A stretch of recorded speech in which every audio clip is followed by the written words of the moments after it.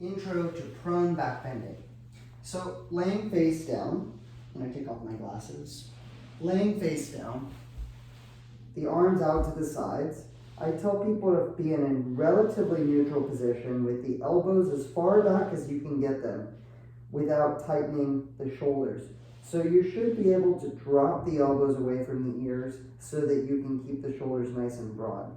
And then you're going to tuck the toes under, raise a knee to reach the sacrum back, and then do the same thing on the other side. So there are two ways to approach this. One is with the legs and one is with the upper body. So always with these exercises, the goal is that the tailbone is gently tucked and the hips and pelvis are pressed down into the floor. Big mistake people make is they'll lift the leg up and then the hips will disengage from the ground and lift into the air.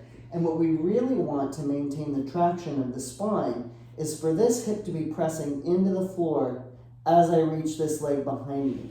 If you've got major issues with your hips, your lower back, you may not raise the leg very high or the torso very high, and it doesn't really matter in this context because we're trying to work through these dysfunctional patterns.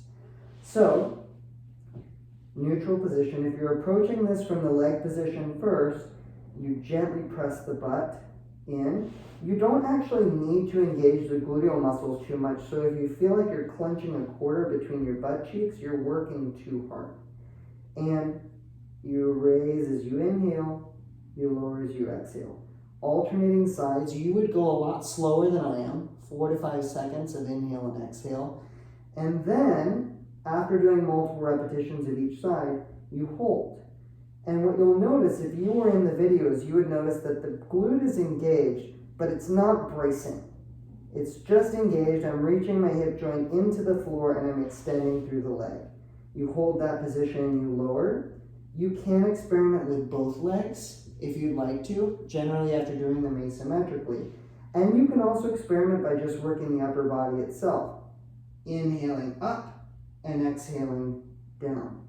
Same thing, multiple repetitions, and then holding this position once you're here. At some point, if you've explored those individually, you can explore working both the upper body and lower body at the same time. There are many ways to work through this, and for some of you, if I've given you homework to practice, you'll know what it is that I want you to focus on.